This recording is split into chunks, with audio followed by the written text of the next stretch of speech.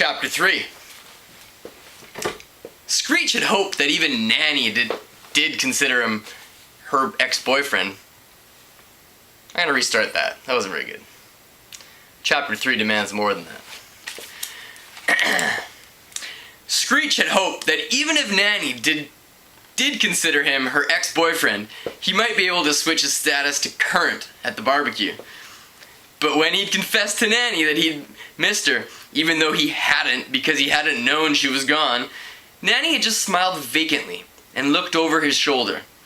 And when he'd summoned up his nerve and told her he was still crazy about her, she'd kissed him on the cheek and told him he was sweet. Screech sighed. Even though he wasn't super experienced in the girl department, he knew a kiss off from a kiss. He sat dejectedly on the little stone wall that circled the patio. He didn't want to eat. He didn't want to dance. He didn't even want a soda. He stared hungrily at Nanny and waited for her to notice him. But why wouldn't she, he thought, sighing. He wasn't a football star like Slater. He wasn't a charmer like Zach. He couldn't play the saxophone like Tony Burlando, or sing like Greg Tolan, or make everyone laugh like Cal Everhart.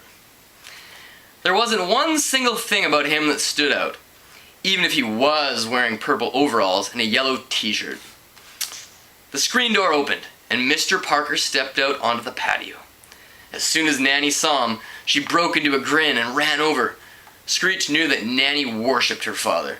Stephen Parker was the editor-in-chief of the Palisades Gazette. And he and Nanny were super close. Nanny's favorite thing to do was sit around and read the Sunday papers with him. In the good old days, Screech had been invited over to join them. Screech watched as Mr. Parker bent over and said something to Nanny in a low voice.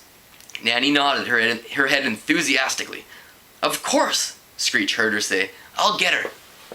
A moment later, Nanny let out a girl who had a slender build and short, dark hair.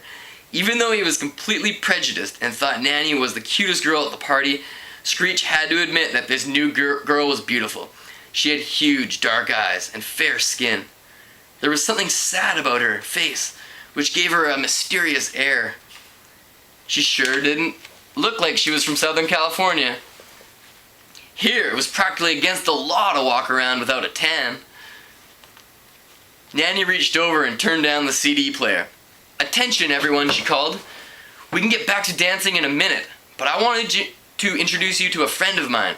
She's transferring to Bayside High on Monday, so I wanted everyone to meet her tonight. This is Irina Pastovic." The girl made a slight, shy bow, and several kids around her said friendly hellos. "Irina is from Carcassia, the capital city of Zoldavia," Nanny said. "I'm sure you all know that the country is in the middle of a civil war. Irina's parents are journalists, and they sent her over here to live with us. They met my father a couple of years ago when he was working in Paris. They consider Stephen Parker one of their closest friends," Irina said softly. She had a husky voice and spoke in a soft, accented English. Nanny slipped an arm around her. "And you're like family, Irina." Irina smiled, and she looked more beautiful than ever. All the guys at the party moved a few steps closer. "What's the current status over there, Irina?" Alan Zobel asked. "Is Carcassia still being bombed?"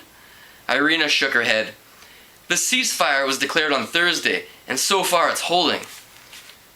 But there have been ceasefires before, and they've all been broken by the Zervis. It makes me ashamed to even be half Zervi," she said softly, ducking her head. "I'm afraid that here in America, we'll get confused about what's happening." "I'm afraid that here in America, we get confused about what's happening," Tony Burlando said. "There's so much to keep track of." Irina nodded. "It is a very complicated history my country has. Our tribal problems go back many years. And, it is terrible to say, but some of us there were brought up on hate." "I was in Carcassia only 5 years ago," Mr. Parker said. "It was one of the most beautiful cities I had ever seen." Irina nodded sadly. "Now there is little beauty left, I'm afraid." "My grandmother is Zoldavian. Cal Everhart spoke up. Really, Cal? Nanny asked eagerly. I didn't know that. No reason why you should, Nanny, Cal said easily. She's lived in America most of her life, but she says that the village where she grew up was almost completely destroyed by shelling. I'm sorry to hear that, Irina said. I tried to follow the war pretty closely in the beginning, Cal said, but I have to admit that even I couldn't keep up. Screech didn't like the way Nanny was gazing at Cal. Her mouth was slightly open, her head was cocked, and her eyes were shining. Or was that the candlelight reflecting off her glasses? It's really not that difficult, Screech said, standing up. The conflict escalated into a war 4 years ago when the Zervais began to shell the capital city. Then the Carpathes struck back, and smaller towns began to be involved. The Zervais had the upper hand from the start because they controlled the most territory and had the most weapons. After the United Nations got involved, the Zervais agreed to a ceasefire 2.5 years ago. But that collapsed on Christmas Day, and the Zervais surrounded Carcassia and began shelling it. The siege lasted for 14 months, until another UN agreement was signed. But that collapsed as well, when the Carpathes retaliated for what they termed a massacre in the small village of Bilno. After 4 months of talks, the Zervais have agreed to another ceasefire, and everyone is hoping that this one will lead to peace. Screech took a deep breath. The words had just tumbled out of him. He blushed, realizing that he'd been the center of attention. He took a step backwards. Screech! That was the best thumbnail sketch of the Zoldavian conflict I've ever heard, Nanny's father said. I wish the journalists on my paper could be as brief and concise. Screech looked over at Nanny to see if she'd heard the compliment, but Nanny was edging over to talk to Cal Everhart, who had gone up to Irina. A small crowd surrounded the girl now, and it was mostly male. Screech drifted back and stepped on Mr. Parker's foot. Oops, Screech said. Sorry, Mr. Parker. I didn't mean to do that. That's okay, Mr. Parker said. I have another one. I guess he's talking about his foot. So Screech, how long have you been interested in politics? I'm not, especially, Screech said. I just like to keep up with current events. We could use more of that attitude at the paper, Mr. Parker said. Everybody's got their own narrow field of interest. Suddenly, Screech had a brilliant notion. He almost felt like Zack. What better way to impress a girl than to get in good with her father she adores? Say, Mr. Parker, he said, did you mean that? About wanting more guys like me at the Gazette, I mean? Sure, Screech, Mr. Parker said. I wouldn't have said it otherwise. Well, I'd love to work there, Screech blurted. For free, just for the experience. Is there any kind of job I could do? Mr. Parker's light brown eyes narrowed behind his horn rims. That's not a bad idea. One of our copy boys quit last week, and we could use somebody with your smarts and energy. I've always been impressed with your inquiring mind. His eyes twinkled. As well as your pyrotechnics. Screech smiled uneasily. He guessed that Mr. Parker still hadn't forgotten the tablecloth. That would be super, Mr. Parker, he said. When can I start? Tonight? Mr. Parker grinned. Monday will be fine. Come see me after school and I'll set you up. Thanks, Mr. Parker, Screech said.